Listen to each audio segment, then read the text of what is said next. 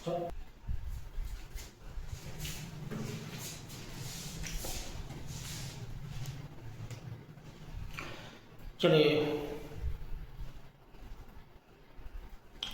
माननीय मुख्यमंत्री अभ्युदय योजना में आपका स्वागत है। ललितपुर में आपका स्वागत है। पर्यावरण के क्रम में जो अभी तक आपको 7 या 7 ऑनलाइन क्लासेस दी गई है, इसके आगे की जो क्लासेस है, जो कल इकोलॉजी इकोसिस्टम पारिस्थितिकी तंत्र का टॉपिक बढ़ा था, तो उसमें वीडियो ज़्यादा डाले गए हैं। उसी क्रम में जो लास्ट का जो वीडियो के लास्ट में था, वो जैव विविधता वाला टॉपिक शुरू किया गया था। तो जैव विविधता का क्या अर्थ होता है, किसने ये शब्द पहले दिया, क्या क्या दिया गया था, तो ये लास्ट वाले वीडियो में आपको जैव विविधता के बारे में दिया गया था। उसी क्रम में जो बायोडाइवर्सिटी है या जो जैव विविधता है, उसी क्रम में अब आगे बढ़ रहे हैं। तो आगे बढ़ेंगे तो जैव विविधता के क्रम में क्या क्या आपको पढ़ना है। तो जैव विविधता के क्रम में विभिन्न प्रकार की श्रेणियाँ होती हैं, विभिन्न प्रकार की श्रेणियाँ, ठीक है। ये श्रेणियाँ आपको साधारण रूप में यहाँ पर दी जा रही हैं। आगे जा कर के जो IUCN जो संस्था है, अंतर्राष्ट्रीय संस्था है, उसके माध्यम से जो रेड डाटा बुक है, येलो डाटा बुक है, ग्रीन डाटा बुक है, उसके माध्यम से आपको अलग से आपको पता दिया जाएगा कि कौन कौन से प्रजातियाँ विलुप्त हो चुकी हैं या संकटपन्न हैं, क्या है। यहाँ साधारण रूप में देख लीजिएगा। पहले आपको श्रेणियाँ आपको बताई जाएंगी, फिर जैव विविधता के कितने प्रकार होते हैं, प्रकार आपको पढ़ाया जाएगा। जैव विविधता का मापन किस रूप में होता है, कैसे कैसे इसका मापन किया जाता है। तो पहले श्रेणियाँ आपको बता रहे हैं, उसके बाद प्रकार कितने प्रकार की होती है, फिर उसके बाद जैव विविधता का मापन कैसे होता है।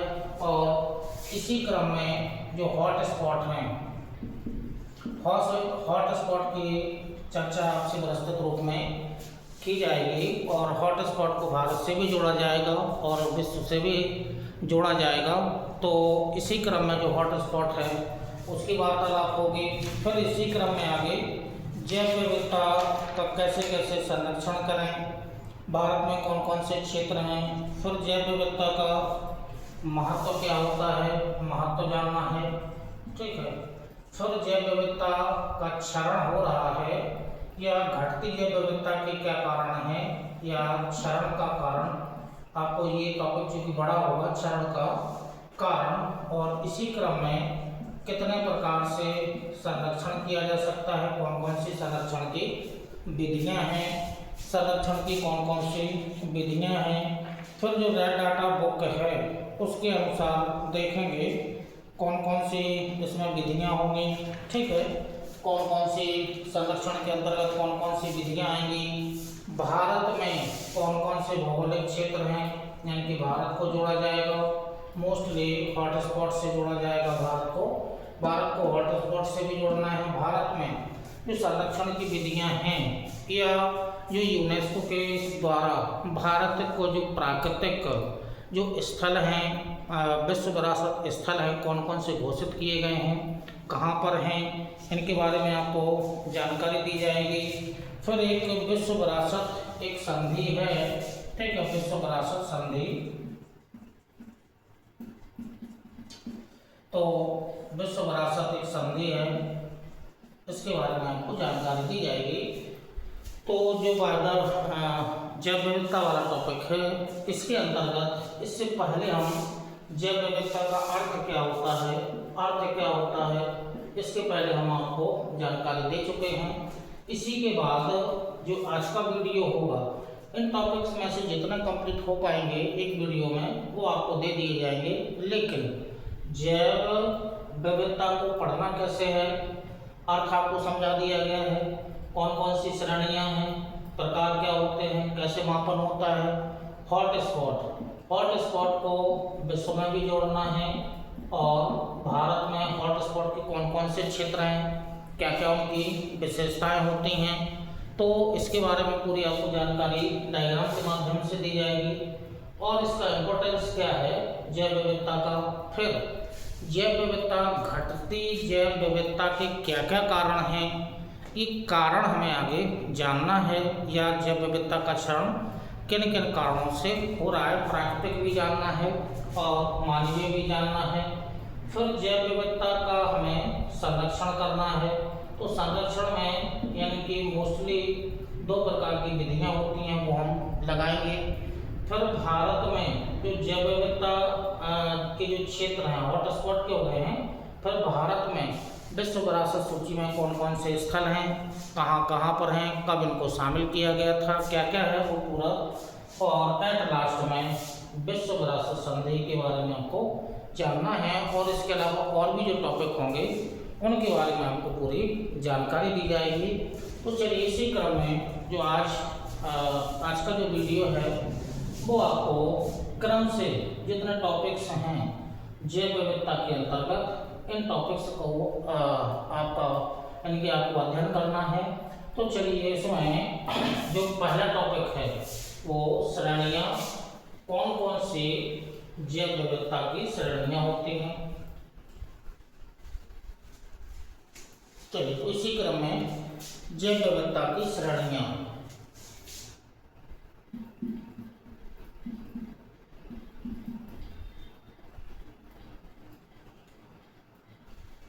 जैव विविधता की मोस्टली 4 श्रेणियां हैं। इनमें केवल हमें उन जंतु और वनस्पति के नाम जानना है जिनके लिए खतरा है, खतरा नहीं है, खतरा के समीप हैं। तो पहली जो है लुप्त प्रजातियां या विलुप्त,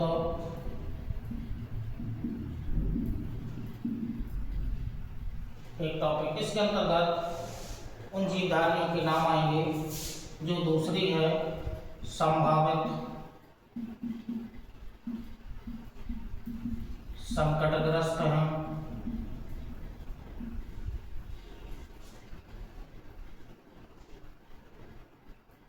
या संकटग्रस्त ही करिएगा, संकटग्रस्त कौन सी हैं, फिर करिएगा संभावित संकटग्रस्त कौन सी प्रजातियां हैं उनके बारे में जानना है। और लास्ट में हमें जानना है कि कौन सी प्रजातियां दुर्लभ की श्रेणी में रखी जाती हैं। यहाँ हमें केवल नाम जानना है कि कौन कौन सी प्रजातियां हैं जो इन श्रेणियों के अंतर्गत रखी गई हैं। तो जो लुप्त प्रजातियां हैं जो पहले कभी थीं, पृथ्वी की सतह पर मौजूद थीं, उसके बाद वर्तमान में वो नहीं हैं। अब कैसे हम विलुप्त या लुप्त प्रजातियां घोषित करें, इसके बारे में आगे आपको विस्तृत वर्णन उनका किया जाएगा। कितने वर्षों से दिखाई वो प्रजाति नहीं दी है और कितना प्रतिशत उनका विनाश हो चुका है, कितना प्रतिशत शेष रही हैं। तो वो जाके जो IUCN है उसकी जो रेड डाटा बुक है उसमें इसका पूरा वर्णन दिया गया है। तो आगे जाकर के आपको विस्तृत वर्णन दिया जाएगा। लेकिन यहाँ शॉर्ट रूप में कौन सी प्रजातियाँ हैं जो विलुप्त हो चुकी हैं, तो एक लिस्ट के रूप में देख लीजिएगा कौन कौन सी हैं। एक तो मैमथ है, दूसरा डोडो पक्षी है,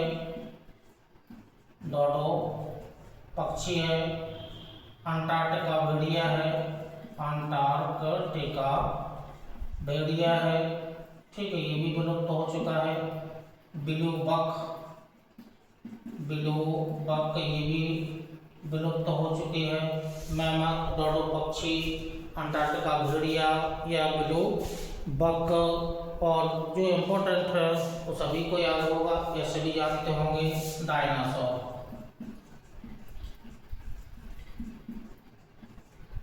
ये डायनासोर पहले कभी पृथ्वी की सतह पर मौजूद थे। जो जुरासिक पीरियड है, ठीक है, जो जुरासिक पीरियड में इनका आधिपत्य था, जुरासिक पीरियड में इनका आधिपत्य था। तो जुरासिक पीरियड या जो है वो काल है वो इन्हीं जो डायनासोर है इन्हीं के नाम से उसका जुरासिक या जो पीरियड नाम रखा गया है। तो उस समय था तो जो पृथ्वी की सतह से वे प्रजातियां जो पूर्ण रूप से विलुप्त या लुप्त हो चुकी हैं उनके नाम क्या हैं? ये मैमथ है, मतलब ये मैमथ है हाथी का पूर्वज माना जाता है। हाथी का पूर्वज, मैमथ हाथी का पूर्वज था। डोडो पक्षी आप जानते होंगे मॉरिशस का मुख्य पक्षी था। ये डोडो नाम का एक पक्षी था जो पहले कभी था, अब नहीं है। अंटार्कटिका भेड़िया, ब्लू बक और मोस्टली है डायनासोर। तो इनमें से जो मैमथ है, ये मैमथ इम्पोर्टेंट है, डोडो पक्षी इम्पोर्टेंट है और डायनासोर इम्पोर्टेंट है। इसके अलावा और भी कुछ प्रजातियां हैं जो पूर्ण रूप से विलुप्त हो चुकी हैं। जैसे पहले कभी जो पेंजिया था, उस पेंजिया पूरे पेंजिया पर एक ग्लूसोपेटेरस नाम की वनस्पति थी। ग्लूसोपेटेरस एक वनस्पति थी, वो भी वर्तमान में नहीं है। ग्लूसोपेटेरस ये वनस्पति के रूप में है जो पहले कभी पेंजिया जो था वो पेंजिया पर इसका आधिपत्य था।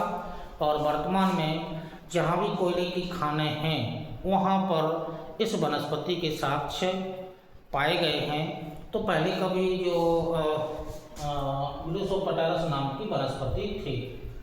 अब आइएगा तो ये प्रजातियां तो विलुप्त हो चुकी हैं। जो दूसरी श्रेणी है उस दूसरी श्रेणी में संकटग्रस्त है, मतलब ऐसी प्रजातियां जिनके लिए संकट है, खतरा है, मतलब विलुप्त होने की संभावना है इनकी। तो ऐसी प्रजातियों के अंतर्गत एक तो आपका जो भारतीय चीता है, ठीक है, गिद्ध है, बारहसिंगा है, ये बारहसिंगा हो गया है। चीता, गिद्ध, बारहसिंगा और एक और है काला हिरण, जो मोस्टली राजस्थान वाले क्षेत्र में पाया जाता है। काला हिरण, ठीक है, काला हिरण। तो जो एक्टर हैं सलमान खान, इन्होंने कभी काला हिरण को मारा था, उन पर केस भी अभी चल रहा है। तो एक काला हिरण मोस्टली राजस्थान वाले क्षेत्र में पाया जाता है। तो ये संकटग्रस्त प्रजातियां हैं। मोस्टली हम आपको लिस्ट बना रहे हैं कि ये भारत की प्रमुख प्रजातियां हैं जो संकटग्रस्त हैं और इनके संरक्षण की अति आवश्यकता है। इसके बाद वनस्पति में हम देखेंगे तो सवा और कोदों, सवा और कोदों ये वनस्पति के रूप में है, ठीक है। क्योंकि वर्तमान में इनको ये फसल के रूप में है, सवा और कोदों, यानी कि ये खरीफ की फसल के रूप में है, ठीक है। तो ये खरीफ की फसल के रूप में है, ठीक है। वर्षा काल में इनको बोया जाता था। छोटे छोटे चावल के जो दाने होते हैं इस टाइप के ये होते हैं, स्वास्थ्यवर्धक होते हैं, यानी कि पोषक तत्वों से भरपूर हैं। लेकिन वर्तमान में इनका उपयोग नहीं किया जा रहा है या मानव के द्वारा इनको इस फसल को अब वर्तमान में नहीं बोया जा रहा है, ठीक है। लेकिन गवर्नमेंट का प्रयास है कि इन जो फसल बहुत कम मात्रा में बोई जाती है या जो स्वास्थ्य के लिए लाभदायक फसलें होती हैं उनको फिर से, यानी कि इनको फिर से बोने का प्रयास किया जा रहा है या फिर से उगाने का प्रयास किया जा रहा है। तो ये प्रजातियां हैं चीता, गिद्ध, बारहसिंगा, काला हिरण, सावा और कोदों। ये प्रजातियां हैं, इनको विलुप्त होने का खतरा है, विलुप्त होने के कगार पर हैं। इसी क्रम में जो संभावित संकटग्रस्त हैं उसमें मुख्य रूप से देसी गाय और देसी भैंस ये संभावित हैं।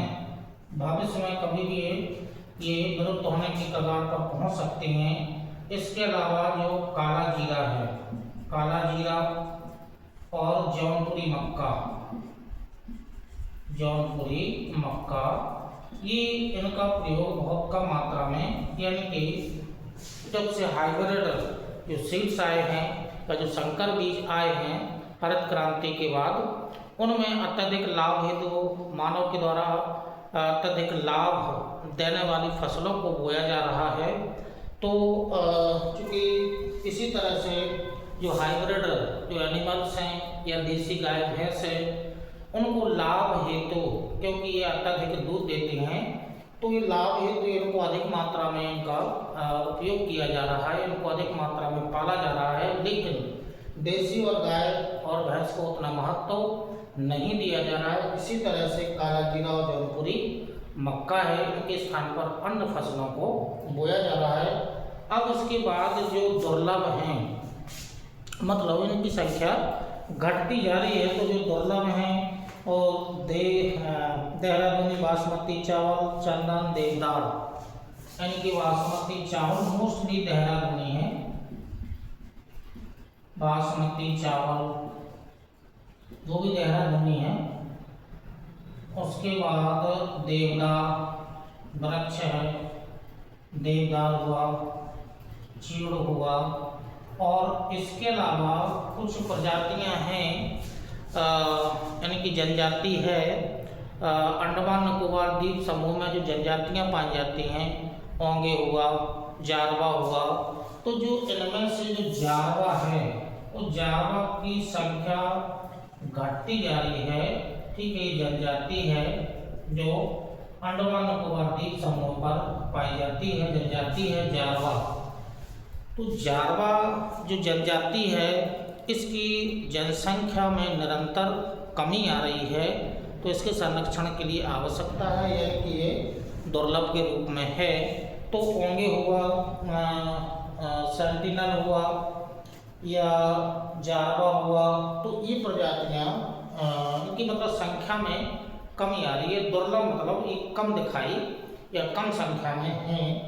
तो जो जैव विविधता की जो प्रमुख श्रेणियाँ हैं, अभी दूसरा वर्गीकरण आएगा IUCN के अनुसार, तो उसके अनुसार क्या क्या है वो हम आपको दिखाएंगे। लेकिन ये मोस्टली इनको जो लुप्त हो चुकी हैं, ये तो भारत या विश्व से इसको जोड़ा गया है। लेकिन ये जो संकटग्रस्त हैं, संभावित संकटग्रस्त हैं, दुर्लभ हैं, इनको मोस्टली हमने भारत से जोड़ दिया है। तो जैव विविधता की ये प्रमुख श्रेणियां हैं।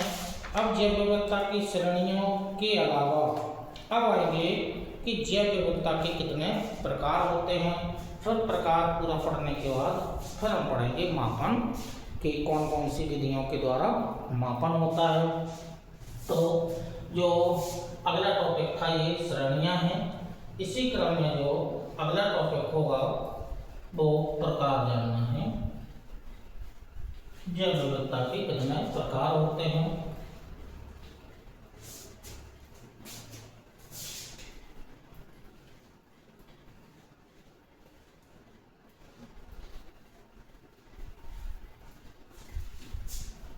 चलिए तो आइएगा पढ़ते हैं जैव विविधता का प्रकार।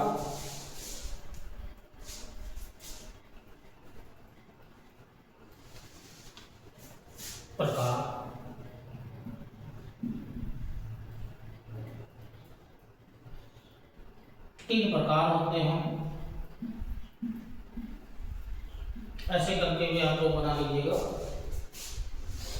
आनुवांशिक स्तर की जैव विविधता,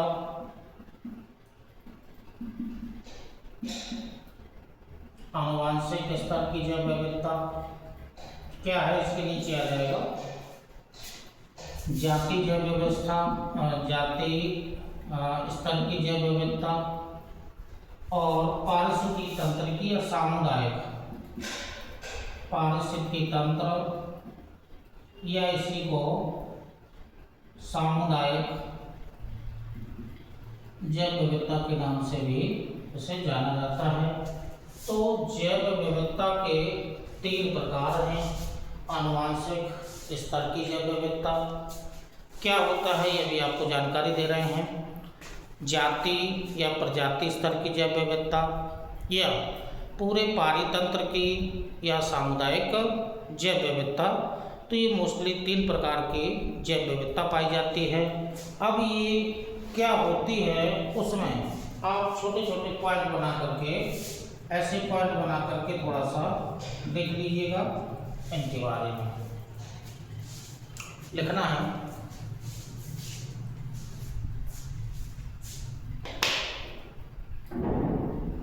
आनुवंशिक स्तर की जैव विविधता में पहला पॉइंट बनाइएगा, जीनों की भिन्नता पाई जाती है। तो आनुवंशिक इकाई है जीन। जीनों की भिन्नता या विभिन्नता पाई जाती है, एक पॉइंट। दूसरा पॉइंट लिखेगा,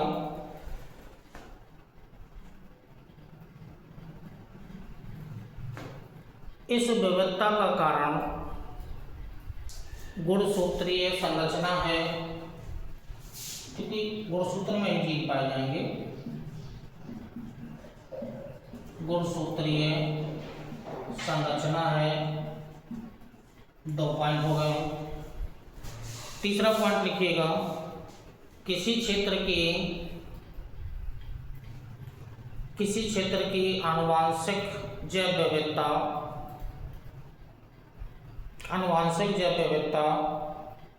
की माप जाति, उद्भव एवं नवीन जाति के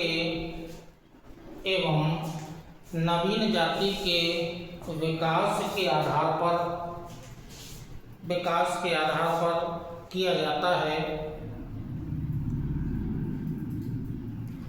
जैसे मैं यदि एग्जाम्पल डालना हो तो विविधता बहुत ही ज़्यादा पाई जाती है। यदि हम एग्जाम्पल के रूप में देखें तो खरगोश, रैबिट, इसमें विविधता बहुत ज़्यादा पाई जाती है। वो किसके कारण है? वो इनकी विभिन्न प्रकार की उसकी प्रजातियाँ पाई जाती हैं, छोटे बड़े या बहुत सारी प्रजातियाँ उसकी पाई जाती हैं। तो ये विविधता जो मोस्टली जो एग्जाम्पल दे रहे हैं वो खरगोश का दे रहे हैं। तो ये आनुवांशिक स्तर की जैव विविधता हो गई है।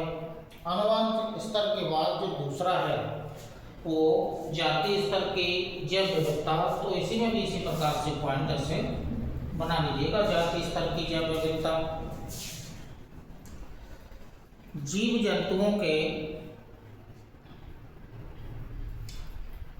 जंतुओं के समुदाय की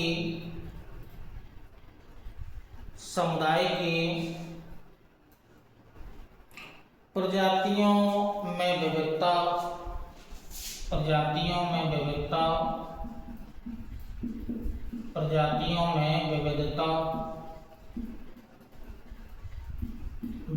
पाई जाती है, एक पॉइंट।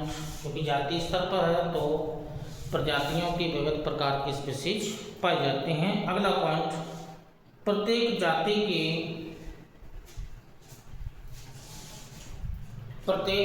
की अपनी विशिष्ट भूमिका होती है। मतलब प्रत्येक जाति का अपना विशेष महत्व होता है। तो जाति का विशेष महत्व, ठीक है, सब जितनी प्रजातियां होती हैं सब अपना अपना महत्व रखते हैं। तो प्रत्येक प्रजाति का अपना एक महत्व होता है। दूसरा हो गया। तीसरा, इसमें एग्जाम्पल डाल दीजिएगा कि जो भूमध्य रेखीय क्षेत्र है, एग्जाम्पल में जैसे भूमध्य रेखीय क्षेत्र है या विषुवत रेखीय क्षेत्र है। भूमध्य रेखीय क्षेत्र, अब भूमध्य रेखीय क्षेत्र की चर्चा कई बार हो चुकी है। जैव विविधता में भी इसकी चर्चा हो रही है। इसके पहले हमने आपको जो पारिस्थितिकी तंत्र पढ़ाया था उसमें भी बहुत सारी बातें आपसे हुई थी। इसके पहले भी यदि हमने आपको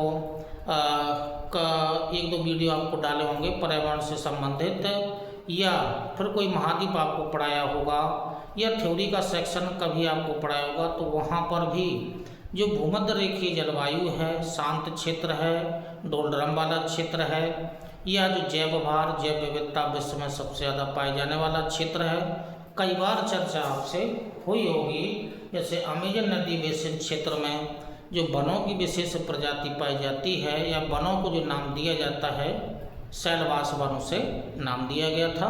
अब जो विषुवतरेखीय क्षेत्र है यहाँ विविधता बहुत ज़्यादा पाई जाती है, चाहे वो वनस्पति की हों, वनस्पति की विभिन्न प्रकार की प्रजातियाँ यहाँ पाई जाती हैं। इसी तरह से जीव जंतुओं की विभिन्न प्रकार की प्रजातियाँ यहाँ पाई जाती हैं। तो यदि विश्व में सबसे ज़्यादा यदि विविधता जीवधारियों में मतलब जंतु और वनस्पतियों में पाई जाती है तो वो एक ही क्षेत्र है, विषुवतरेखीय क्षेत्र। ठीक है। उसके बाद पारितंत्र या पारिस्थितिकी तंत्र या सामुदायिक जैव विविधता, ये तीसरा प्रकार है। तो उसमें नोट डाउन लिख लीजिएगा।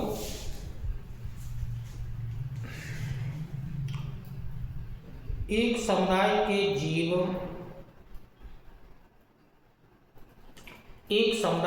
जीव जंतुओं एवं वनस्पतियों की दूसरे समुदाय के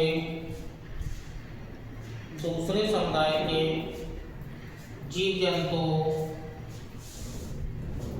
जंतु एवं वनस्पति के बीच पाई जाने वाली विविधता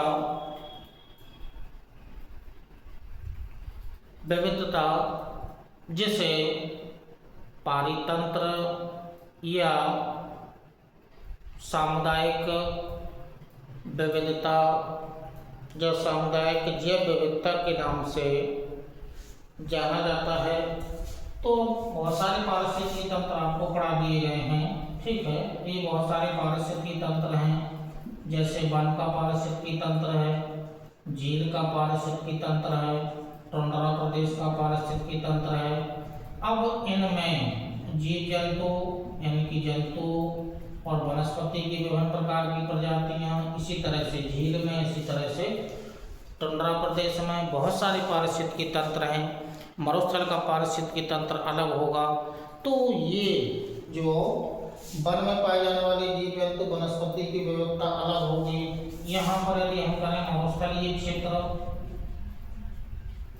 या मरुस्थल, इसकी जैव विविधता अलग होगी, टुंड्रा प्रदेश की जैव विविधता अलग होगी।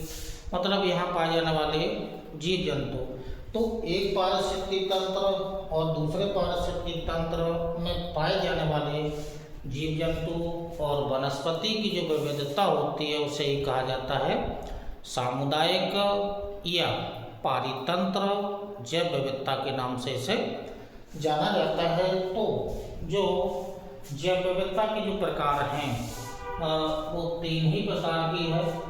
आनुवांशिक स्तर की है, जिसमें हमें गुणसूत्र और जीन में अंतर करना है। तो जैसे खरगोश है। जाति स्तर की, तो प्रजातियों में विविधता, जैसे भूमध्यरेखीय क्षेत्र में विविधता ज़्यादा पाई जाती है। इसी तरह से जो पारितंत्र है, पारितंत्र या सामुदायिक जैव विविधता, तो ये जैव विविधता के क्या हो गए हैं, प्रकार हो गए हैं। तो आपने लिख लिया होगा, एग्जाम्पल भी समझ लिया होगा। इसी प्रकार से इसी में आगे अगला टॉपिक जोड़ेंगे।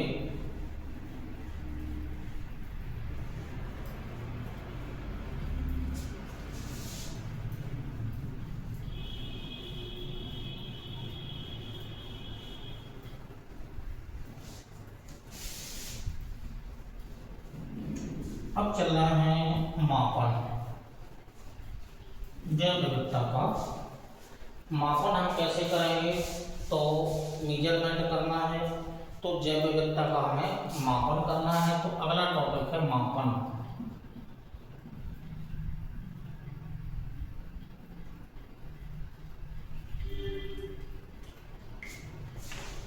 जैव विविधता के मापन की मोस्टली इसमें तीन ही विधियों के माध्यम से मापन होता है, अल्फा, बीटा और गामा। मापन तीन प्रकार से होगा, अल्फा, बीटा और गामा। ठीक है। तो इसके प्रकार जो मापन होगा वो 3 प्रकार से होगा। अल्फा स्तर या अल्फा मापन, बीटा मापन और गामा मापन। लेकिन इससे पहले मापन के बारे में थोड़ा सा आपको लिखना है, उसके बाद इन तीनों विधियों को हम डायग्राम के माध्यम से बता रहे हैं। तो पहले थोड़ा सा लिख लीजिएगा।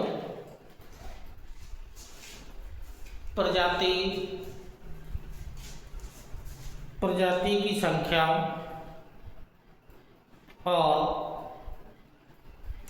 उसकी समृद्धि के आकलन को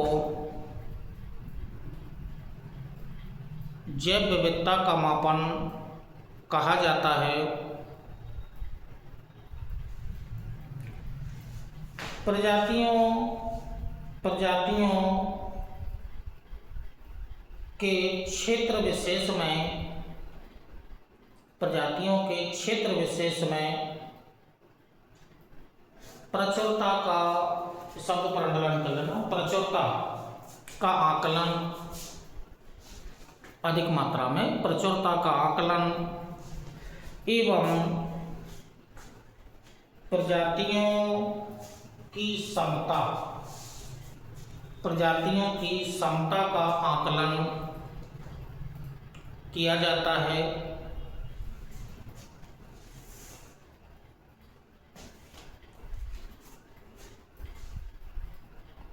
यह समता का आकलन, प्रचुरता एवं समता का आकलन जैव विविधता के मापन का प्रचुरता और समता, ये 2 पॉइंट हैं। प्रचुरता और समता जैव विविधता के मापन का अनिवार्य अंग है।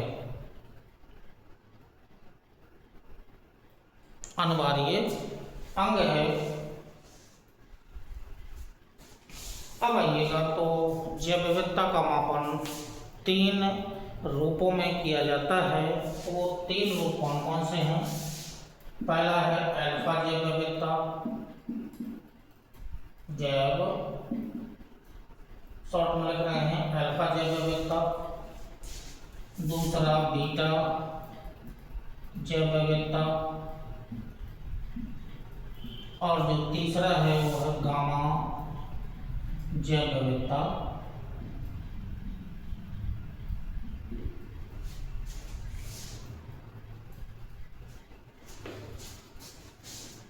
अल्फा जैव विविधता का मापन कैसे होता है, यहाँ आपको ऐसे पॉइंट बनाना है। इसी तरह से बीटा जैव विविधता का मापन कैसे किया जाता है, उसमें भी आपको उसी के नीचे नोट करना है। और जो गामा जैव विविधता का मापन है वो कैसे किया जाता है। तो अल्फा जैव विविधता है, इसमें ये छोटे छोटे पॉइंट्स बना लीजिएगा। पहला पॉइंट बनाओ, पारिस्थितिकी तंत्र में प्रजातियों की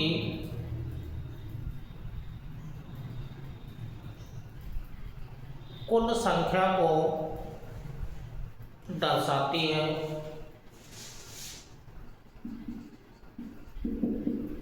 कुल जनसंख्या या कुल संख्या को दर्शाती है। एक पॉइंट हो गया है। दूसरा, पारिस्थितिकी तंत्र में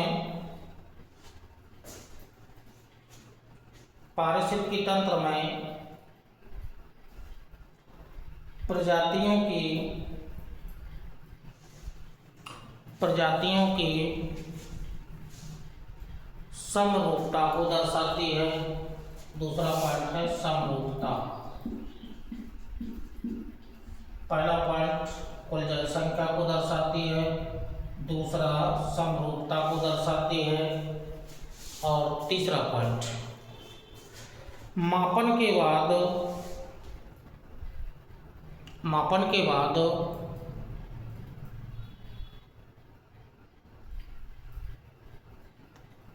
वृद्धि एवं समवृद्धि, वृद्धि एवं समवृद्धि का आकलन किया जाता है।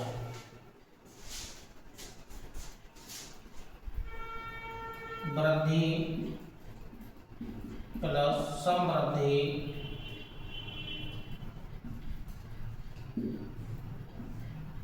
का आकलन।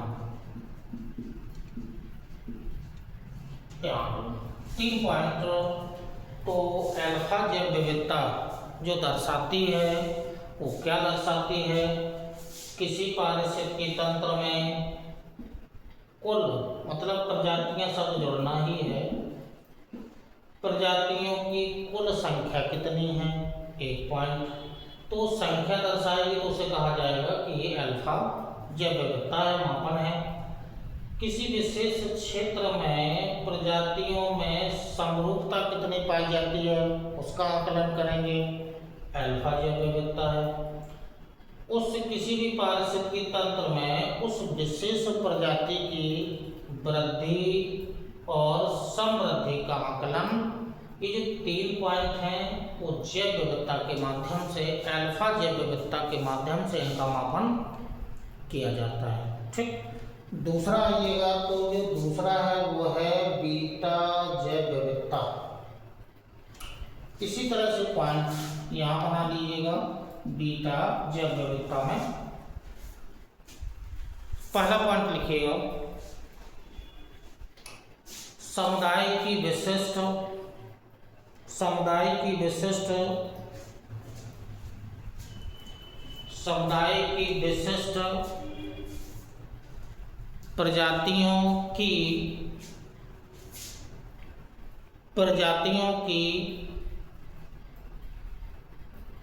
तुलना, यानी कि प्रजातियों की तुलना, प्रजातियों की तुलना, ठीक, कंपैरिजन करना है 1 पॉइंट, तो वो हो जाएगा क्या, बीटा जैव विविधता। दूसरा पॉइंट करिएगा, उस क्षेत्र विशेष के प्रजातियों के पलायन का आकलन करना, इम्पोर्टेंट है, पलायन का आकलन करना। अब ये पलायन किस आधार पर उस प्रजाति ने उस विशेष या विशिष्ट क्षेत्र से पलायन क्यों किया है, कारण आएगा कि मानवीय हस्तक्षेप है या प्रदूषण है या वनों का कटाव है, क्या क्या कारण है वो आएगा। लेकिन यदि हमें उस प्रजाति के पलायन को दर्शाना है तो हमें बीटा जैव विविधता के द्वारा उसका मापन किया जाएगा। अगला पॉइंट, समुदाय के या समुदायों के एक प्रवणता ग्रेडियंट, सघनता तो प्रवणता के साथ साथ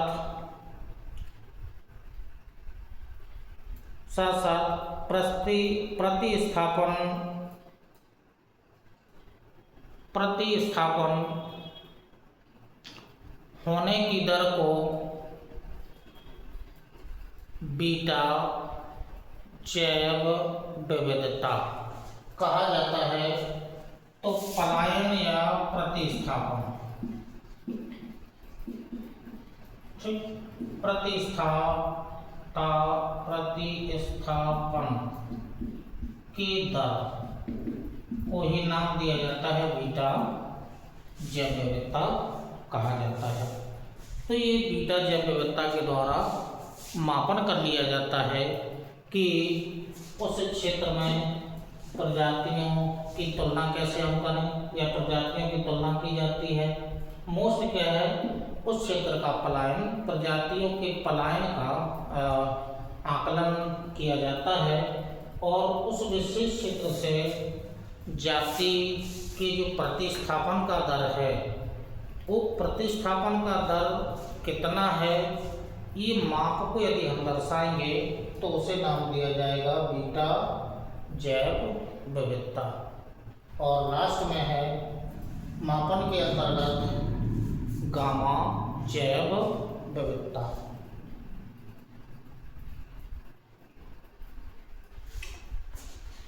चलिए तो अल्फा जैव विविधता कैसे माप करेंगे, ये मापन करेंगे। बीटा जैव विविधता क्या क्या करेंगे, ये मापन करेंगे। अब आइएगा जो तीसरा है मापन का प्रकार, वो है गामा जैव विविधता। इसमें भी इसी तरह से जो मुख्य पॉइंट हैं वो इसी में भी बना लीजिएगा।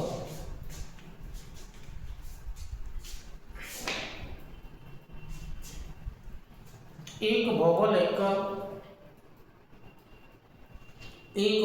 क्षेत्र की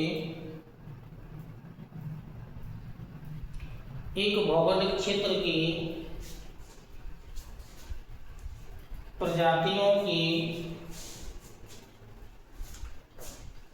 प्रचुरता को दर्शाती है। शब्द पहले ही लिखा था, प्रचुरता को दर्शाती है। एक भौगोलिक क्षेत्र, विशेष भौगोलिक क्षेत्र में प्रजातियों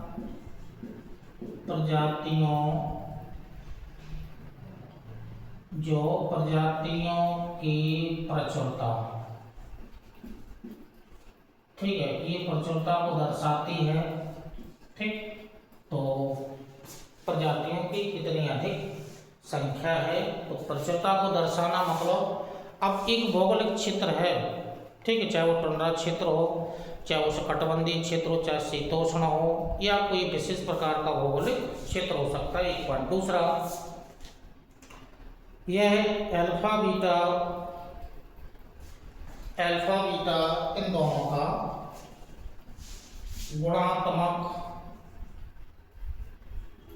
गुणात्मक प्रतिफल है। ठीक, तो जो गामा जैव विविधता का मापन है उसमें उस भौगोलिक क्षेत्र में प्रजातियों की प्रचुरता को दर्शाना, उसे कहा जाएगा गामा जैव विविधता। और जो अल्फा जैव विविधता और बीटा जैव विविधता में जो आया है उसका हम यहाँ आकलन करेंगे। तो ये गुणात्मक प्रतिफल है, अल्फा बीटा का गुणात्मक प्रतिफल कहा जाएगा गामा जैव विविधता। तो जैव विविधता का जो मापन है वो 3 रूप में किया जाता है, अल्फा जैव विविधता, बीटा जैव विविधता और गामा जैव विविधता। इन 3 रूपों में हम इसका मापन कर लेंगे। अब इसी क्रम में आगे जाकर के जो प्रमुख क्षेत्र, ये आपको बताना है कि जो हॉटस्पॉट हैं, जो हॉटस्पॉट की संकल्पना है, हॉट के बाद हॉटेस्ट भी है और हॉट के बाद होप भी है। भारत में कहाँ कहाँ परिक्षेत्र पाए जाते हैं या विश्व में कौन कौन से हॉटस्पॉट के क्षेत्र हैं, हॉटस्पॉट किसे नाम दिया जाएगा, किस क्षेत्र को हम हॉटस्पॉट के रूप में घोषित करेंगे। तो इसी बारे में इसी मापन के बाद जो तीसरा टॉपिक, जो अगला टॉपिक होगा वो हॉटस्पॉट के रूप में होगा। तो इसी क्रम में हम बात करते हैं। तो इसी क्रम में जो आपको दिया गया है मापन हो गया है, अल्फा बीटा गामा के माध्यम से हो गया है। इसी क्रम में जो हॉटस्पॉट की संकल्पना है, ये इम्पोर्टेंट टॉपिक है। हॉटस्पॉट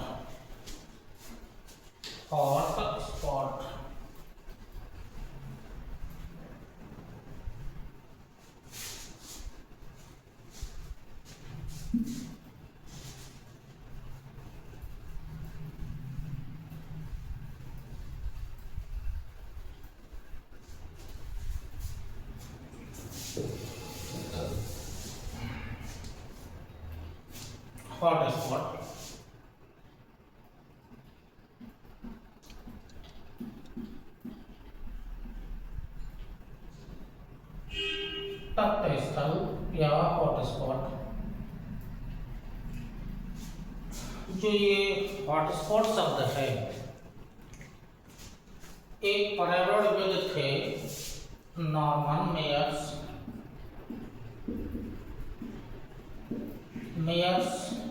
ये नॉर्मन मेयर्स एक पर्यावरणविद थे। इन्होंने 1988 में जैव विविधता हॉटस्पॉट का प्रयोग किया था 1988 में। वैज्ञानिक का नाम क्या है? नॉर्मन मेयर्स है। तो अब हॉटस्पॉट किसे नाम दिया जाए वो थोड़ा सा इसमें लिख लीजिएगा। हॉटस्पॉट हम किसे कहेंगे? देखिए, ऐसे क्षेत्र जहां पर जंतुओं,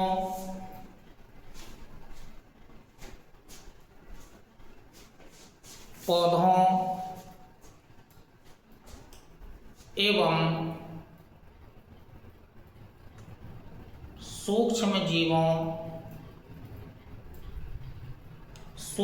जीवों की अनेक प्रजातियां पाई जाती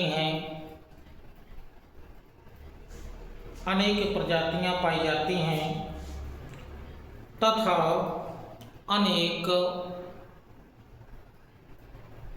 स्थानिक शब्द पर अंडरलाइन कर लेना, स्थानिक या मूल, अनेक स्थानिक या मूल प्रजातियों की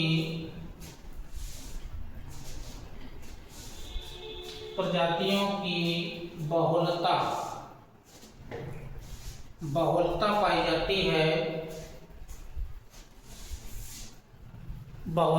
पाई जाती है।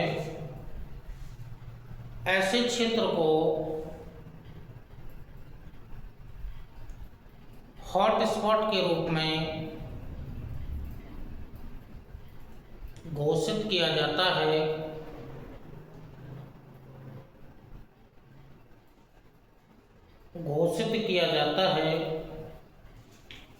मतलब हॉटस्पॉट का मतलब हुआ जीव जंतु, वनस्पति, सूक्ष्म जीवों की स्थानिक प्रजातियां या अनेक प्रजातियां पाई जाती हैं। अनेक प्रजातियां, तो इसी को कहा जाता है हॉटस्पॉट। और इसमें क्या होना चाहिए? मूल या स्थानिक प्रजातियों की बहुलता होनी चाहिए, ठीक। तो ये यदि एक विशेष क्षेत्र में यदि ऐसी विशेषताएं पाई जाती हैं तो उस क्षेत्र को एक विशेष नाम दिया जाता है, हॉट स्पॉट के नाम से उसे जाना जाता है। अब ये जो हॉट स्पॉट है इसका मापन हम क्या करें? तो इसके लिए मापदंड क्या होने चाहिए? या घोषित किसे हम हॉट स्पॉट करें या उसके मापदंड क्या होना चाहिए? मापदंड कि हम उस क्षेत्र को जैव विविधता का हॉट स्पॉट या हॉट स्पॉट जैव विविधता क्षेत्र घोषित कर सकें। तो इसके लिए पहला तो पॉइंट है मापदंड के लिए कि स्थानिक प्रजातियां होनी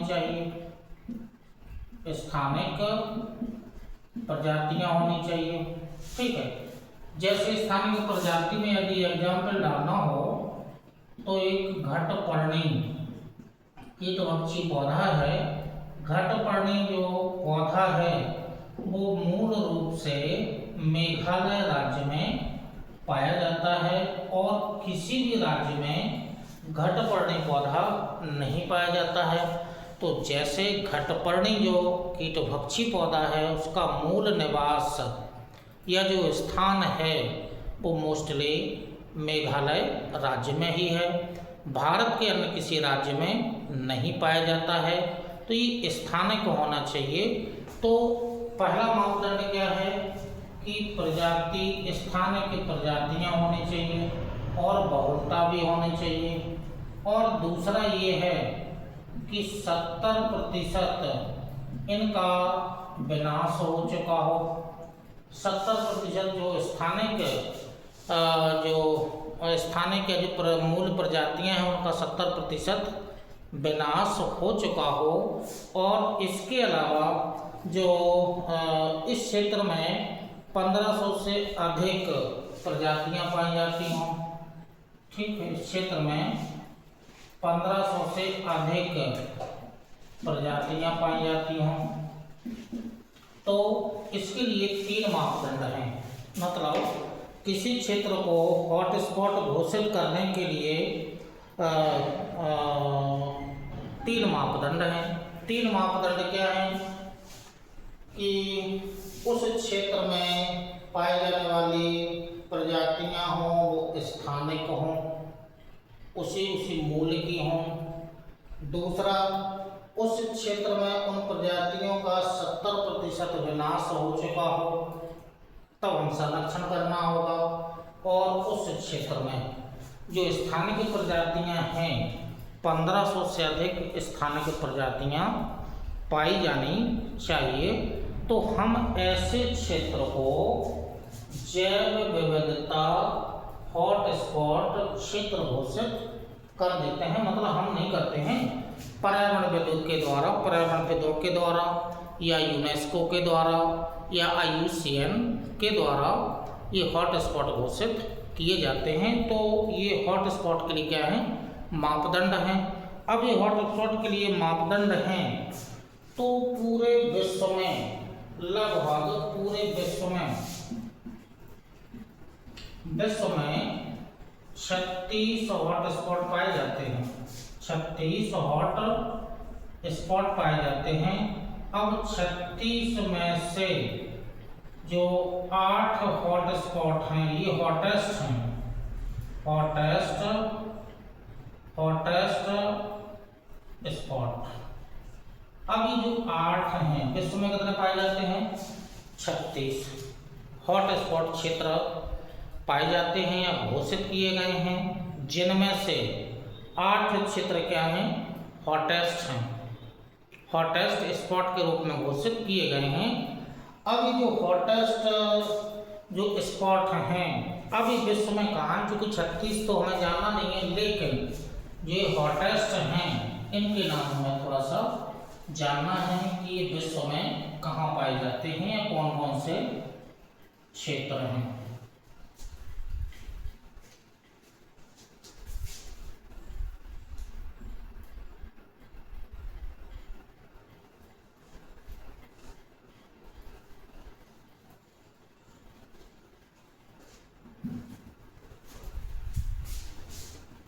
तो हॉटस्पॉट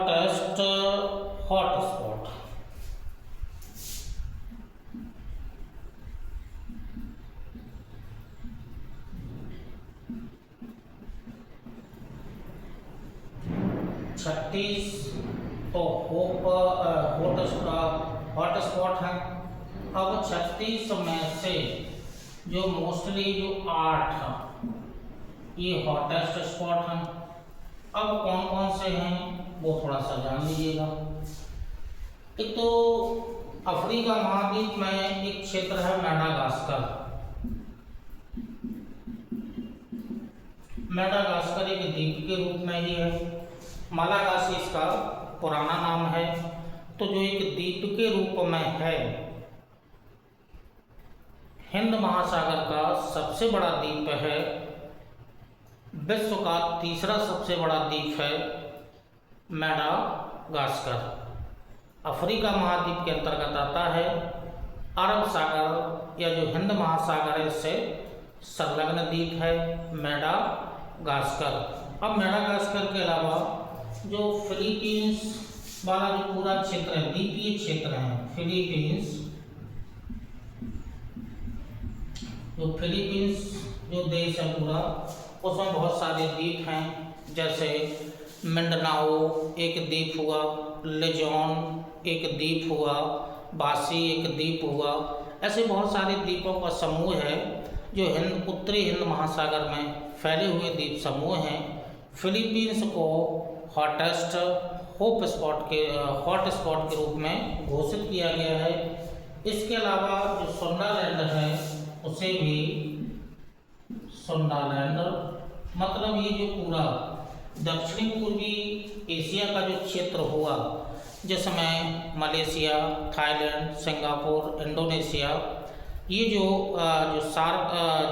आसियान कंट्री वाले जो मोस्टली जो देश हैं, इसे सोंडालैंड के नाम से जाना जाता है, जिसके अंतर्गत भारत का अंडमान निकोबार द्वीप समूह भी इसमें शामिल है। तो ये सोंडालैंड स्पॉट के रूप में है। फिर ब्राज़ील, लेकिन ब्राज़ील का जो पूर्वी भाग है या उत्तरी पूर्वी ब्राज़ील का ये पूरा क्षेत्र है। उसके अलावा जो कैरिबियन सागर है, कैरिबियन सी, ठीक है, कैरिबियन सागर है, उत्तरी अटलांटिक महासागर का भाग है, इसी से संलग्न सार्गेसो सागर है, इसी से संलग्न मैक्सिको की खाड़ी है। जो कैरिबियन द्वीप समूह हैं या वेस्ट इंडीज वाले जो क्षेत्र हैं, द्वीपीय देश हैं, वो कैरिबियन सागर से ही संलग्न है। तो ये कैरिबियन सागर हॉट स्पॉट के रूप में घोषित किया गया है। इसके अलावा जो इंडो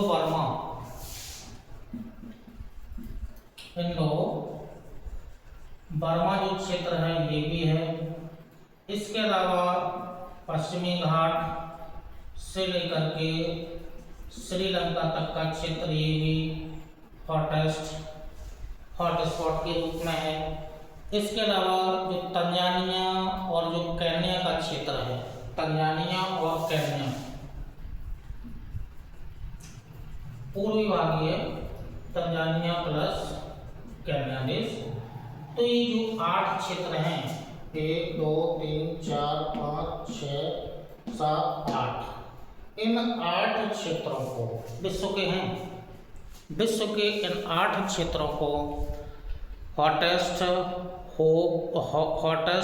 हॉट स्पॉट के रूप में घोषित किया गया है। तो विश्व में है तो कितने, ये 36 हैं हॉट स्पॉट, 36 हैं, इनमें से 8 क्या हैं, हॉट स्पॉट हैं। ठीक है, अब इनको डायग्राम में दिखाने की आवश्यकता नहीं है। मोस्टली जो हमें क्षेत्र दिखाना है वो भारत के क्षेत्रीय हमें डायग्राम के माध्यम से दिखाना है, क्योंकि वर्ल्ड मैप में इनको दिखाया भी जा सकता है, लेकिन लोकेशन हमने आपको समझा दी है। तंजानिया और केन्या ये भी अफ्रीका महाद्वीप के ही देश हैं। ठीक है, उत्तरी पूर्वी ब्राज़ील, तो ब्राज़ील दक्षिणी अमेरिका महाद्वीप के अंतर्गत आता है। जो सोंडालैंड वाला क्षेत्र है, फिलीपींस वाला क्षेत्र है, एशिया महाद्वीप के अंतर्गत ही आते हैं। और इंडो बर्मा क्षेत्र ये भी एशिया के अंतर्गत ही आता है। पश्चिमी घाट से लेकर के श्रीलंका वाला जो क्षेत्र है ये भी घाट है, ये पश्चिमी घाट। ठीक है, अब भारत में जो मोस्टली क्षेत्र आएंगे वो एक तो सोंडालैंड वाला क्षेत्र भी आ जाएगा, इंडो बर्मा वाला क्षेत्र भी आ जाएगा, और ये पश्चिमी घाट वाला क्षेत्र भी इसमें शामिल कर दिया जाएगा। तो भारत में 4 हॉट स्पॉट हैं। भारत में 4 हॉट स्पॉट हैं, और 4 में से जो मोस्टली 3 तो आपको यही दिख रहे होंगे। एक तो सोंडालैंड वाला क्षेत्र है, सोंडालैंड, ठीक है, सोंडालैंड वाला क्षेत्र है। इंडो बर्मा वाला क्षेत्र है, इंडो बर्मा वाला क्षेत्र है। पश्चिमी घाट, ये पश्चिमी घाट वाला क्षेत्र है। और एक और इसमें उत्तरी पूर्वी हिमालय या पूर्वी हिमालय के नाम से, या उत्तरी पूर्वी या पूर्वी हिमालय कर दिएगा, पूर्वी हिमालय वाला क्षेत्र है। अब जो मोस्टली ये जो 4 हैं, इन 4 को हमें विस्तृत रूप में जानना है। तो ये भारत के हॉट स्पॉट के रूप में ये क्षेत्र हैं। तो भारत में पश्चिमी घाट, पूर्वी हिमालय, इंडो बर्मा और जो सुंडालैंड वाला जो एरिया है जिसमें हम अंडमान निकोबार द्वीप समूह को, मोस्टली निकोबार द्वीप समूह को हम उसमें शामिल करेंगे। तो जो हॉटस्पॉट की जो संकल्पना है वो 1988 में नॉर्मन मेयर्स नामक पर्यावरणविद ने दी थी, या संकल्पना की थी, या शब्द को दिया था।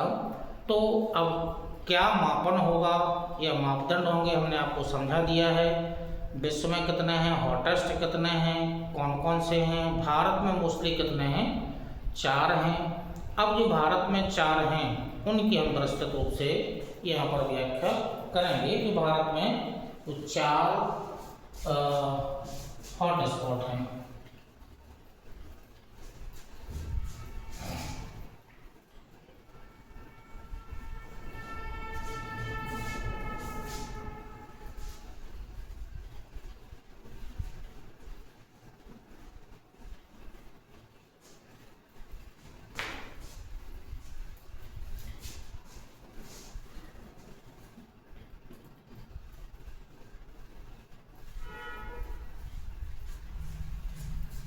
चलिए, तो जो भारत में जो 4 हॉटस्पॉट हैं, भारत में जो 4 हॉटस्पॉट हैं उनके बारे में विस्तृत व्याख्या कर रहे हैं। तो चूँकि तटीय क्षेत्र में ही मोस्टली ये हैं, या पूर्वी हिमालय, तो हम थोड़ा सा डायग्राम बनाएंगे भारत का।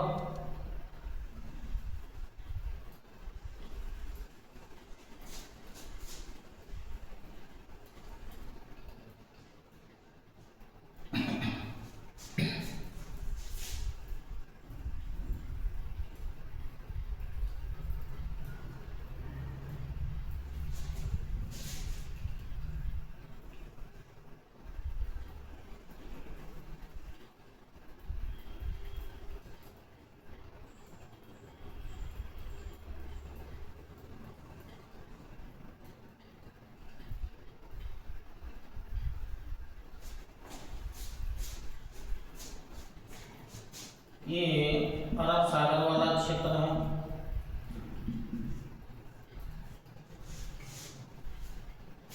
ये बंगाल की खाड़ी वाला क्षेत्र है,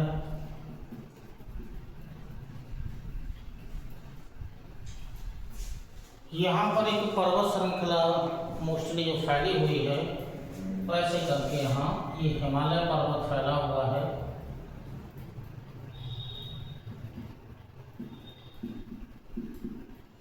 हिमालय पर्वत,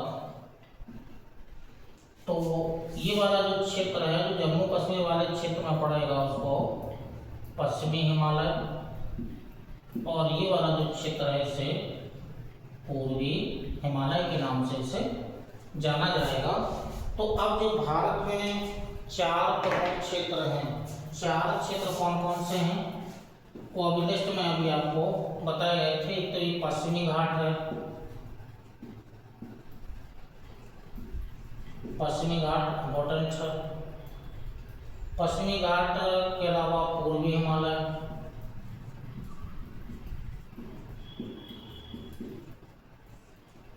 पूर्वी हिमालय के अलावा इंडो बर्मा वाला क्षेत्र बड़ा है, ये इंडो बर्मा वाला रीजन है। और फिर जो सुंडालैंड वाला क्षेत्र है, सुंडालैंड वाला जो रीजन है वो हमें 4 जानना है। तो पूर्वी हिमालय हमने आपको लोकेशन में दर्शा दिया गया है, ये पूर्वी हिमालय वाला क्षेत्र है। पश्चिमी घाट की यदि बात करें तो ये एक पर्वत श्रृंखला ऐसे फैली हुई है, ये पश्चिमी घाट है।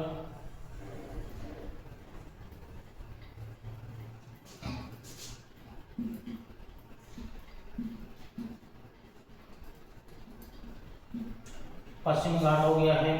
अब जो 2 क्षेत्र आते हैं, एक तो ये म्यांमार और बर्मा देश लगा हुआ है, म्यांमार और बर्मा।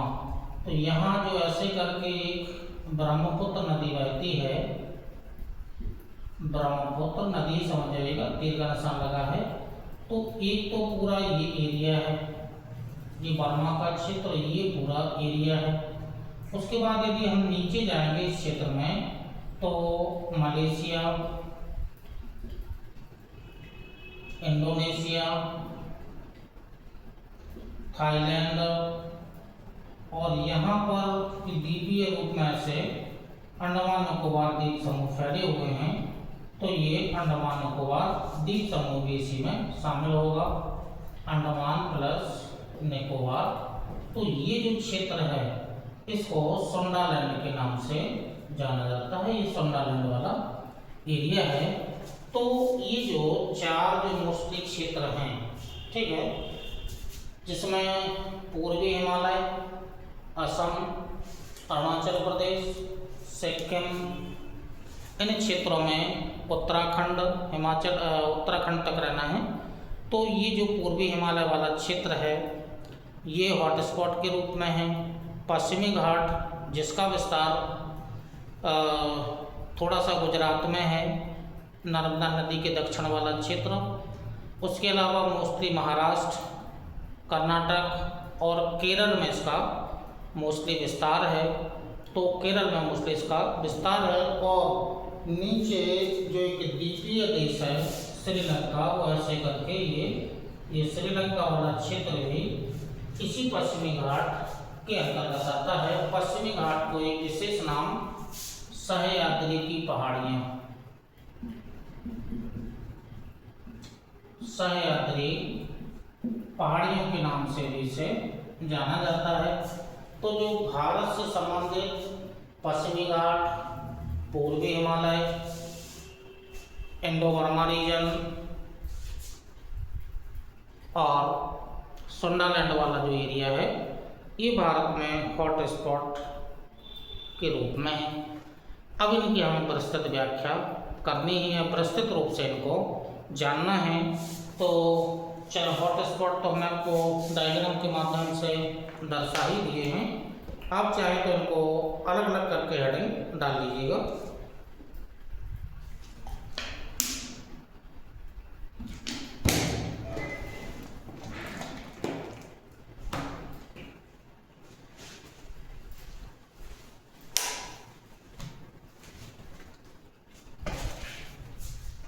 क्षेत्र है इनको एक एक करके नोट कर लीजिएगा।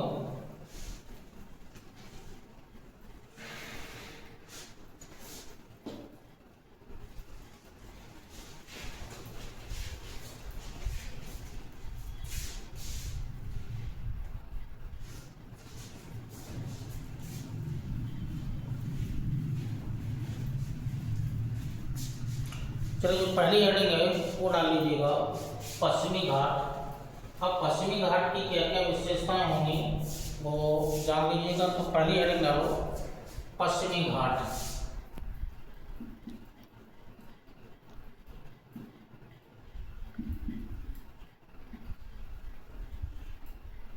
पश्चिमी घाट ऐसे पॉइंट बना करके आप लिखते जाइएगा क्या क्या विशेषताएं होंगी इस पश्चिमी घाट वाले रीजन की या सह्याद्रियों की, पहाड़ियों की। ठीक, तो पॉइंट लिखिएगा। पर्णपाती, पर्णपाती एवं सदाबहार, पर्णपाती एवं सदाबहार वनों की अनेक प्रजातियां पाई जाती हैं। तो पहला पॉइंट हो गया है पर्णपाती और प्लस सदाबहार। ठीक है, अनेक प्रजातियां हैं, अनेक प्रजातियां पाई जाती हैं, एक पॉइंट। दूसरा पॉइंट नोट करो, 52% स्थानिक प्रजातियां हैं इस क्षेत्र में। 52% स्थानिक प्रजातियां पाई जाती हैं। 52% स्थानिक प्रजातियां पाई जाती हैं।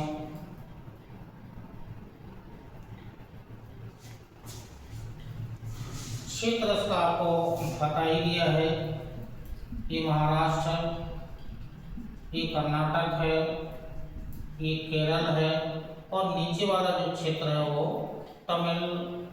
तमिलनाडु का क्षेत्र भी इसमें शामिल होता है। तो महाराष्ट्र, कर्नाटक, केरल और तमिलनाडु में इसका विस्तार है। ये जो तीसरा पॉइंट हो जाएगा। अगला पॉइंट, सर्वाधिक जैव विविधता या मोस्टली जैव विविधता है वो दो ही क्षेत्र हैं भारत में। सर्वाधिक जैव विविधता के दो ही क्षेत्र हैं। तो सर्वाधिक जैव विविधता है शांत घाटी जो केरल में है, और उसी के पास से लगा हुआ है पर्वतीय क्षेत्र है अगस्त्यमलाई, चोटी है, ठीक है। ये भारत में सर्वाधिक जैव विविधता वाले दो क्षेत्र हैं, पश्चिमी घाट से ही संबंधित हैं, हॉट स्पॉट के रूप में हैं। और इसके बाद आइएगा तो यहाँ पर मुख्य रूप से जो पर्णपाती और सदाबहार वन तो हैं, ये वनस्पति के रूप में हो गए हैं, लेकिन जो जंतु होंगे वो जंतु मोस्टली एक तो एशियाई हाथी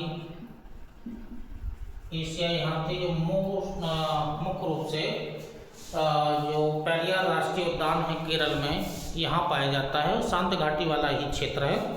एक तो ये जंतु है, उसके अलावा लार्ज स्पॉटेड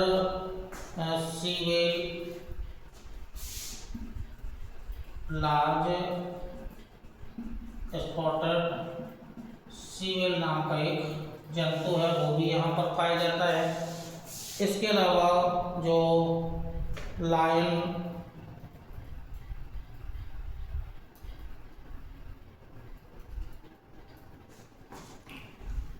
और मकॉक, लायन हो गया है, मकॉक एक जंतु है।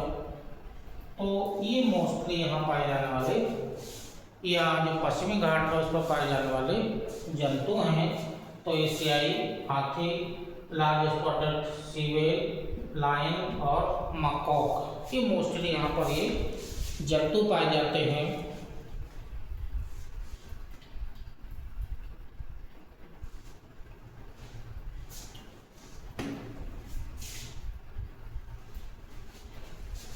और जो मोस्ट है, जो पॉइंट आपको लिखा रहे हैं कि जो पश्चिमी घाट के संरक्षण हेतु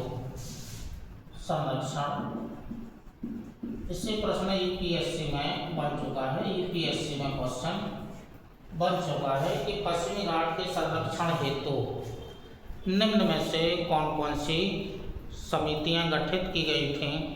तो एक समिति जो थी गॉडगिल समिति, संरक्षण हेतु ये समितियां हैं। और एक है कि रंजन समिति या कस्तूरी रंजन समिति। तो ये दो प्रमुख समितियां हैं। पश्चिमी घाट के संरक्षण हेतु दो समितियां गठित की गई थीं।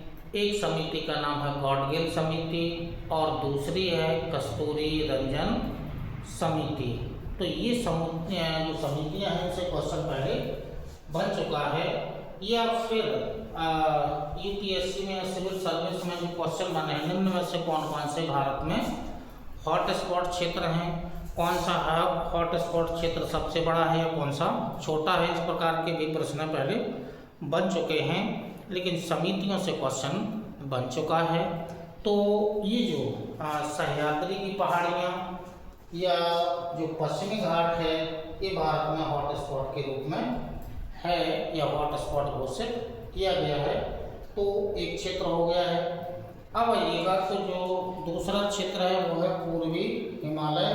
तो पूर्वी हिमालय भी जो दूसरा हॉट स्पॉट क्षेत्र है, तो अगली हेडिंग डाल लीजिएगा पूर्वी हिमालय।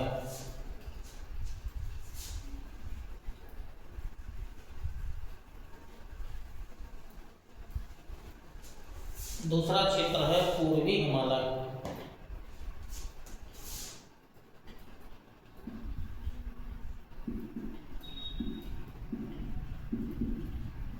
ये पूर्वी हिमालय है। क्या क्या विशेषताएं हैं वो हमें तो पहले तो पूर्वी हिमालय का मतलब हुआ कि सिक्किम, उत्तराखंड, अरुणाचल प्रदेश, असम और वेस्ट बंगाल में भी इसका कुछ क्षेत्र है। तो जो ये जो पूर्वी हिमालय है, या जो पूर्वी हिमालय का जो क्षेत्र है, ये अरुणाचल प्रदेश से शुरू करिएगा। अरुणाचल प्रदेश में इसका विस्तार है। वहीं नीचे वाला क्षेत्र असम है, असम में इसका विस्तार है। यहाँ एक क्षेत्र लग जाएगा, जो राज्य है वो सिक्किम है, सिक्किम में भी है। इसके नीचे वाला जो दार्जिलिंग की पहाड़ियाँ हैं, या जलपाईगुड़ी वाला जो क्षेत्र है, मोस्टली दार्जिलिंग की पहाड़ियाँ हैं, ये वेस्ट बंगाल में लगती हैं, या पश्चिम बंगाल वाला क्षेत्र है। आगे बढ़ेंगे तो यहाँ वाला जो क्षेत्र होगा, ये उत्तराखंड वाला क्षेत्र होगा, या यूके। तो जो पूर्वी हिमालय का जो मोस्टली जो विस्तार है वो इन क्षेत्रों में है।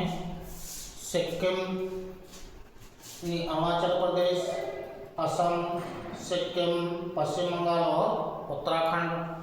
और इसके अलावा इन नंबर एक पॉइंट वो हो जाएगा। दूसरा पॉइंट है अत्यंत समृद्ध क्षेत्र है, अत्यंत समृद्ध क्षेत्र है ये दूसरा पॉइंट हो जाएगा। जो पूर्वी हिमालय वाला है वो पश्चिमी घाट की अपेक्षा अत्यधिक समृद्ध क्षेत्र है। इसके अलावा यहाँ पर 1000 प्रजातियाँ पाई जाती हैं, 1000 प्रजातियाँ, जिसमें से 32% जो प्रजातियाँ हैं वो स्थानिक हैं। 32% जो प्रजातियाँ हैं वो क्या हैं, स्थानिक हैं। और इन प्रजातियों में मोस्टली जो प्रजातियाँ पाई जाती हैं, उन प्रजातियों में देखिएगा कौन कौन सी प्रजातियाँ हैं। पिग्मी हॉक, सुनहरा लंगूर, पिग्मी हॉक, सुनहरा लंगूर, और जो मोस्टली है, जो नामदफा जो राष्ट्रीय उद्यान है अरुणाचल प्रदेश में है, उड़न गिलहरियाँ या उड़न गिलहरी, जो नामदफा राष्ट्रीय उद्यान है, नामदफा अरुणाचल प्रदेश में है। नामदफा जो नेशनल पार्क है वो इन्हीं गिलहरियों के संरक्षण के लिए है। तो पिग्मी हॉक, सुनहरा लंगूर, उड़न गिलहरियाँ। इसके अलावा जो ताहर, हिम तेंदुआ, ताहर नाम के जीव होता है, ताहर, हिम तेंदुआ,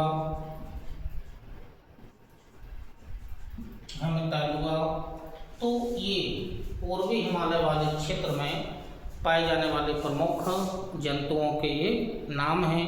तो जो पूर्वी हिमालय, पहले पश्चिमी हिमालय का हो गया, पश्चिमी घाट का हो गया है, फिर पूर्वी हिमालय का क्षेत्र हो गया है, ये हॉट स्पॉट के रूप में है। ठीक है। इसके अलावा अब आइएगा जो इंडो बर्मा वाला क्षेत्र है। तो जो इंडो बर्मा वाला जो क्षेत्र है, ये ब्रह्मपुत्र नदी है। ब्रह्मपुत्र नदी के दक्षिण में, मतलब जो ब्रह्मपुत्र नदी के दक्षिण में जो क्षेत्र आएगा भारत का, मेघालय, त्रिपुरा, मिजोरम, मणिपुर, और इसके बाद में कुछ जो बांग्लादेश है उसका क्षेत्र आएगा, और फिर पूरा का पूरा जो बर्मा देश है, या जो नया म्यांमार देश है, वो पूरा का पूरा ये इंडो बर्मा क्षेत्र के अंतर्गत आता है। और यह जो क्षेत्र है वो सबसे बड़ा क्षेत्र भी है। तो जो अगला क्षेत्र है, जो तीसरा क्षेत्र है, वो है इंडो बर्मा क्षेत्र।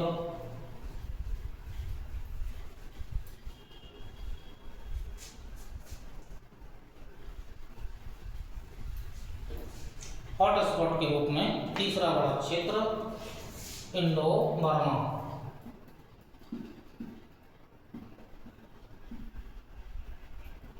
ये इंडो बर्मा वाला क्षेत्र है। अब क्या क्या विशेषताएं हैं वो हमें मोस्टली जानना है। तो क्षेत्र का विस्तार तो समझ में आ गया होगा। ठीक है। ब्रह्मपुत्र नदी के दक्षिण में म्यांमार क्षेत्र, बांग्लादेश। ठीक है, ये वाला जो क्षेत्र है ये ब्रह्मपुत्र नदी के दक्षिण में ये वाला जो क्षेत्र होगा, तो इसमें ब्रह्मपुत्र नदी के दक्षिण का है मतलब ये त्रिपुरा, मिजोरम, मणिपुर, ये क्षेत्र तो भारत के ही हो गए हैं। इसके अलावा जो क्षेत्र लगेगा, कुछ क्षेत्र बांग्लादेश का लगेगा, ठीक है, पूरा का पूरा म्यांमार क्षेत्र इसके अंतर्गत शामिल कर दिया जाएगा। तो ये बांग्लादेश म्यांमार वाला क्षेत्र हो गया है। और सबसे बड़ा हॉटस्पॉट वाला क्षेत्र यही है, हॉटस्पॉट वाला सबसे बड़ा क्षेत्र इंडो बर्मा वाला क्षेत्र है। तो सबसे बड़ा क्षेत्र है, सबसे बड़ा क्षेत्र है। 4 क्षेत्रों में सबसे बड़ा क्षेत्र इंडो बर्मा का क्षेत्र हो गया है, विस्तार यहाँ हो गया है, इन क्षेत्रों में हो गया है। फिर इसके अलावा सबसे बड़ा क्षेत्र मुख्य रूप से जो यहाँ जंतु पाए जाते हैं, कौन कौन से जंतु पाए जाएंगे वो मोस्टली हमें देखना है।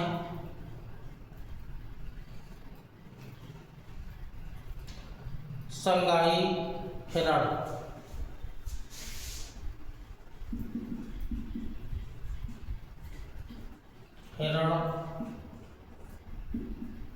संगाई हिरण के अलावा लंगूर, फिशिंग कैट,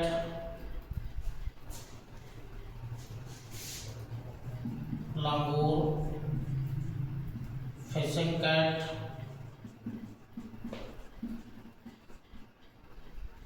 और सैंड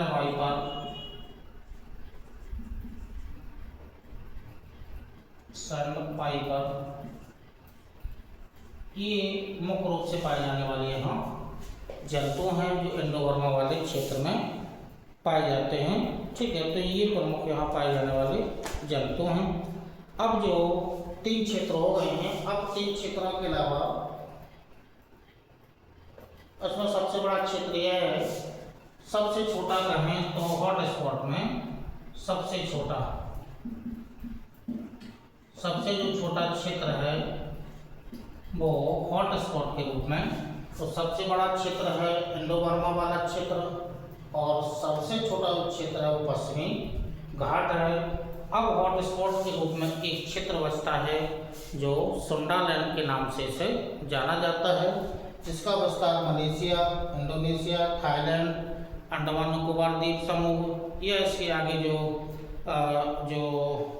सिंगापुर वाला क्षेत्र है, ये इसमें मोस्टली ये क्षेत्र इसमें पाए जाते हैं। बोर्नियो द्वीप वगैरह इसमें है।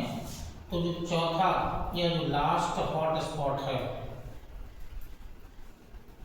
वो सुंडालैंड वाला क्षेत्र है।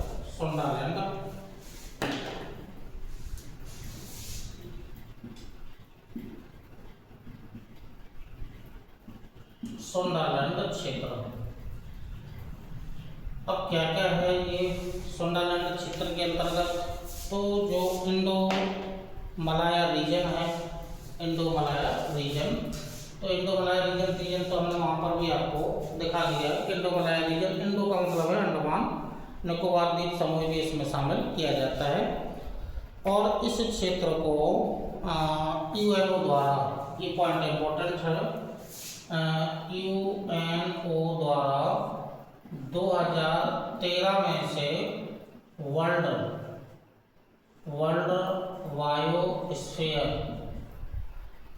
बायोस्फीयर क्षेत्र घोषित कर दिया था 2013 में यूएनओ के द्वारा। इसे जो सुंडालैंड वाले रीजन को है 2013 में से बायोस्फीयर रिजर्व घोषित कर दिया था। ठीक है, रिजर्व क्षेत्र घोषित कर दिया था इसे 2013 में। उसके अलावा यहाँ पर स्थलीय और जलीय दोनों क्षेत्रों को इसमें शामिल किया जाता है। तो स्थलीय और समुद्री जैव विविधता वाला क्षेत्र है, दूसरा पॉइंट है स्थलीय और प्लस समुद्री जैव विविधता वाला ये क्षेत्र है, विविधता।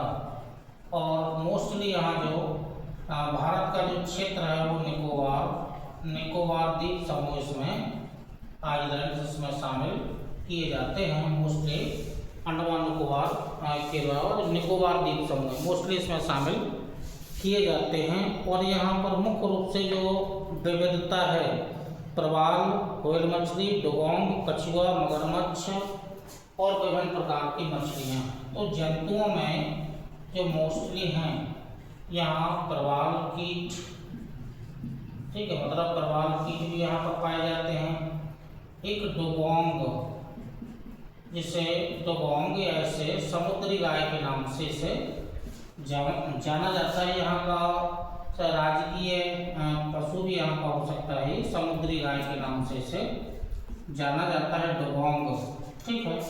इसके अलावा यहाँ पर जो विभिन्न प्रकार की जैसे मछलियों में तो एक व्हेल तो है ही, इसके अलावा अन्य मछलियाँ भी इसमें इनके जंतुओं में शामिल की जाती हैं।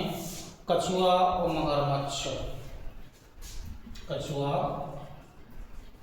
और मगरमच्छ, ठीक है, ये मोस्टली यहाँ पे जंतु हैं। तो यहाँ पर ये जो मोस्टली जो जंतु हैं सभी जलीय जंतु हैं। तो निकोबार द्वीप समूह वाले क्षेत्र में जलीय जंतु है, तो समुद्री जैव विविधता भी यहाँ पर है। स्थलीय क्षेत्र के अंतर्गत जो मलाया जो प्रायद्वीप है उसमें स्थलीय वनस्पति और जीव जंतु यहाँ पर पाए जाएंगे। तो यहाँ पर जो 4 क्षेत्र आपको जानकारी दी गई है और इन 4 क्षेत्रों में मोस्टली ये भारत से संलग्न क्षेत्र हैं। तो भारत में 4 ही हॉट स्पॉट वाले क्षेत्र हैं। तो भारत में मोस्टली 4 क्षेत्र हैं जिनके बारे में आपको विस्तृत जानकारी दी गई है। तो हॉट स्पॉट जैव विविधता में हॉट स्पॉट के अलावा भारत में 2 क्षेत्र ऐसे भी हैं जो होप स्पॉट के रूप में भी हैं, और जो होप स्पॉट हैं वो 2 ही हैं। तो भारत में ये तो हॉट स्पॉट हैं, 4 क्षेत्र हॉट स्पॉट हैं, लेकिन 2 होप स्पॉट के रूप में भी हैं, होप स्पॉट भी हैं। तो वो होप स्पॉट कौन से हैं? होप स्पॉट भारत में 2 ही क्षेत्र हैं। एक क्षेत्र तो है अंडमान निकोबार द्वीप समूह, अंडमान निकोबार द्वीप समूह, और जो दूसरा क्षेत्र है वो अंडमान निकोबार द्वीप समूह है। यहाँ पर ऐसे करके द्वीपों के रूप में यूटी है, केंद्र शासित प्रदेश है, दोनों केंद्र शासित प्रदेश हैं, ठीक है। लक्षद्वीप आइलैंड है, तो लक्षद्वीप समूह, लक्षद्वीप समूह, ये लक्षद्वीप समूह है। तो भारत में 4 हॉट स्पॉट के अलावा भारत में 2 होप स्पॉट भी हैं, अंडमान निकोबार द्वीप समूह और लक्षद्वीप समूह। इसके अलावा जो जैव विविधता से संबंधित जो आगे वाले टॉपिक हैं कि जैव विविधता का संरक्षण कैसे किया जाए या जैव विविधता का क्या महत्व है, जैव विविधता का घटती जैव विविधता के कौन कौन से कारण हैं, और घटती जैव विविधता के कारण तो इनके संरक्षण की कौन कौन सी विधियां हैं। फिर हमें मोस्टली जानना है IUCN की जो रिपोर्ट है या रेड डाटा बुक है या उसमें क्या है वो रिपोर्ट के बारे में जानना है। कौन से संकटग्रस्त हैं, अति संकटग्रस्त, क्यों उन्हें अति संकटग्रस्त घोषित किया गया है, क्या क्या होगा, इसके आगे वाली वीडियो में आपको जानकारी इसी तरह से आपको जानकारी दे दी जाएगी। तो संरक्षण की कौन कौन सी विधियां हैं। तो आज आपको जो वीडियो दिया गया है वो इम्पोर्टेंट वीडियो है, जैव विविधता बायोडायवर्सिटी से संबंधित है। तो नेक्स्ट जो वीडियो दिया जाएगा वो भी बायोडायवर्सिटी या जैव विविधता से ही संबंधित वीडियो होगा। तो इसी क्रम में आगे आपको वीडियो दिए जाएंगे। तब तक के लिए नमस्कार, धन्यवाद, जय हिंद।